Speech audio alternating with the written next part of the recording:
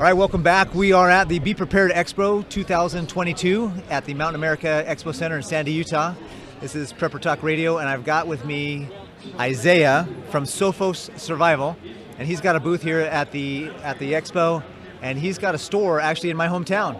And we met a couple of, when I first moved in, one of the first things I wanted to do in my hometown was get to know who was the nearest prepper store, who had the best survival stuff.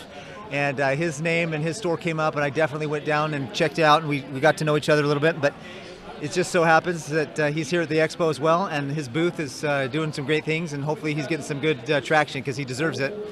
But Isaiah, tell us a little bit about your store. You own Sophos Survival in Spanish Fork, Utah. And well, first of all, maybe tell us who you are a little bit, but then what is Sophos? Okay. So the words, it actually leads into why I start, it all ties together. Perfect. So my name's Isaiah Price. I grew up in Springville, Utah, just right next door. The mountains were my backyard, right? So I grew up hunting, hiking, fishing, camping, scouting, just in the outdoors, and it's always been my thing. Like, I've just always loved that stuff. I've always loved gear, like good quality gear. I've always loved, for some reason, I've loved emergency preparedness, just being ready for stuff. Yeah. As far as a professional background, I started off when I was 16. I started flight lessons. I always wanted to be a pilot, so I started going to UVU. I took flight lessons. I flew professionally for about 15 years. Wow. And so, wait a minute. You don't look 31. I just did the math. No, okay, all right, go. I'm 30. You don't have to tell us. Okay. If you don't want to. No, I'll tell you. I turned 36 this year. Dang, all right. So anyway, I've worked as a pilot, and as a pilot, you practice emergencies a lot. So it's part of your initial, primary training. You learn how to fly the airplane, you learn all the basics, but like on a recurring basis, we practice emergency procedures, particularly, so that when something goes wrong, which at some point something's going to go wrong, right? It might not be something totally catastrophic, but you're going to have something go wrong. Your navigational equipment's going to go out. Your electrical system's going to do something weird. You might lose an engine, something weird. And if you have never practiced that procedure, when it actually happens, you're going to be stressed out, you're going to panic, you're going to freak out, you're going to freeze and just stare at it. So I kind of wanted to take that mentality and mindset and that attitude and apply it towards our everyday life. So I started Sophos Survival back in 2015. I was working as a pilot. I was gone a lot. I was traveling, and I was all over the place. This store was just, this business was something I wanted to do for forever, for years. And I finally was like, all right, I'm going to take a leap. I'm just going to start it as a side gig, and then eventually I'd like this to be a full-time thing. So I did. I didn't know how to build a website. I didn't know how to start a business or anything, but I got on like YouTube and Google, and I'm like, how to start it. And you can learn anything on YouTube. I know, dude, it's awesome.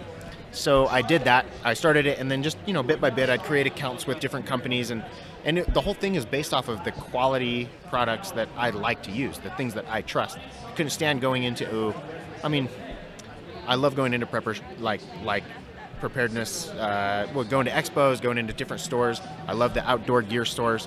But I would always gather like bits and pieces like, oh, I'd love to do that if I had my own store. I'd love to do that. And just what I did with my own thing is I just combined all the things I loved with all the other stores and made it my own. Nice. So the goal is high quality stuff. Also training, teaching other people. You can have the best gear in the world, but if you don't know how to use it, exactly, you're up a creek. And so that leads into what is Sophos? What does the word Sophos mean? It means wisdom in Greek, which is the reason why I chose that. First of all, it sounded cool and it looked cool and stuff. Yeah. But Sophos means wisdom, and the thought is it kind of ties back to that aviation theme. It's where you practice and practice so that when the real thing happens, you're ready for it. Yeah. Well, gear and good quality gear is important. Supplies are important, but if you don't know how to use it, you don't have the training and the knowledge and the wisdom behind it, a lot of times your gear can be kind of worthless. Yeah. Not completely, but you're going to be much better prepared if you take those two aspects, those two things, and you tie them together. So that's what I'm trying to do with Sophos. We got good quality gear, but we're also doing training classes, and we're trying to teach people and get people mentally prepared. So it sounds like your journey into the preparedness world started way back when you were a kid in scouts and growing up and doing all that stuff. Did your dad take you out camping a lot, or is it family stuff mostly? Or my parents were never super crazy into it. I had uncles that were hunters and stuff. I'd love to go out with them.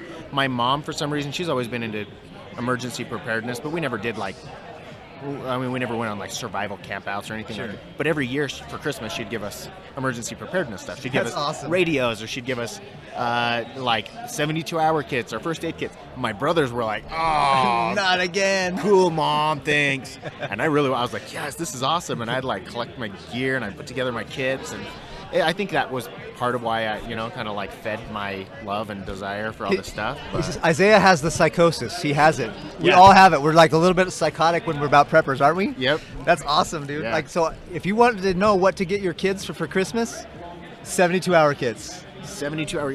Oh man! So our store is it's on Main Street in Spanish Fork, but especially at the holidays, I mean it's growing. We're continuously busy, but especially at the holidays, people are coming in looking for different gifts, and 72-hour kits are huge. First aid kits, knives, tools. Like solar stuff is really popular. These little like solar battery packs that you can carry around and charge your stuff up with. Like That's nice. it's all. So, as an owner of a store that focuses on preparedness and survival, are you seeing an uptick in the general population around you, recognizing that we're in a situation where we need to be better prepared? Maybe they're like waking up finally and saying, we didn't realize until just recently we need to be ready. Are you seeing some of that? Absolutely. So whenever anything weird or crazy happens in the world, like right now, for instance, we've got all this stuff going on in Ukraine and Russia, and anything political and civil unrest, whenever any of that stuff happens, we definitely see an uptick. And while we don't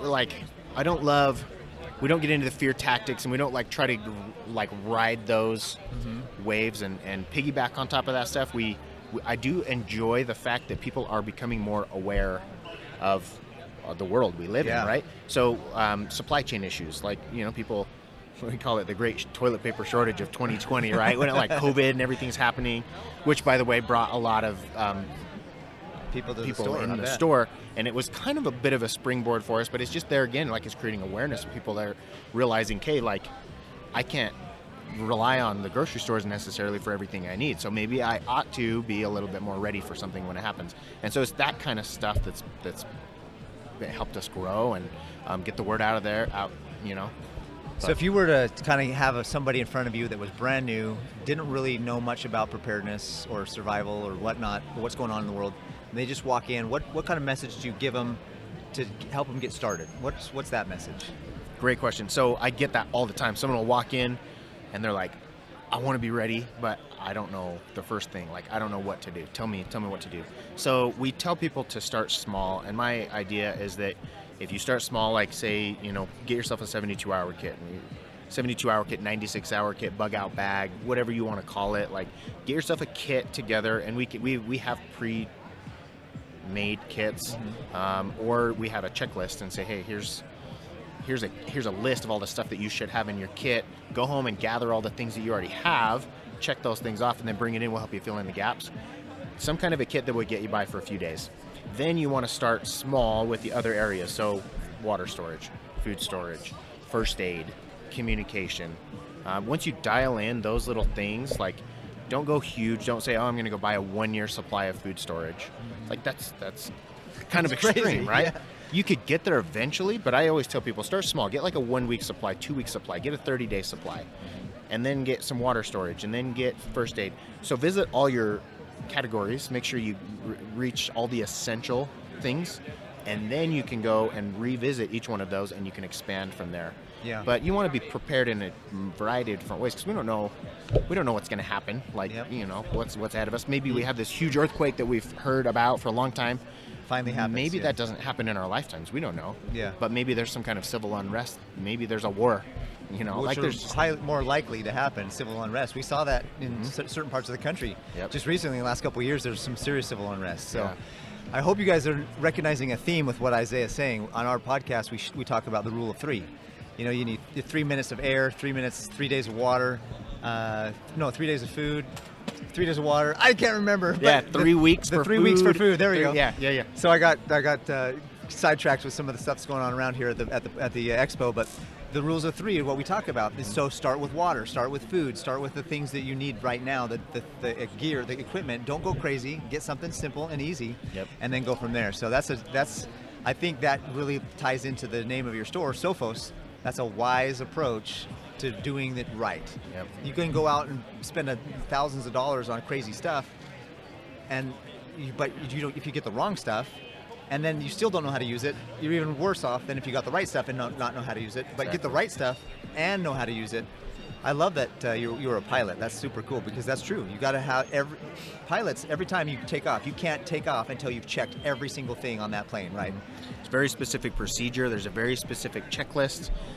When accidents happen, typically it's because pilots are skipping their checklist, or they neglect certain things. So Isaiah, share with me a little bit about somebody who's who's got a little bit of preparedness done. They've done some things. They're maybe an intermediate to headed towards advanced. What message would you give them? All right, so I would tell somebody like that probably training, because the person at that point in the game probably has all the supplies and the gear that they need. You can always continuously play with that. You can refine your gear and your kits and your stuff, your supplies. You can expand that, but training and knowledge and practice.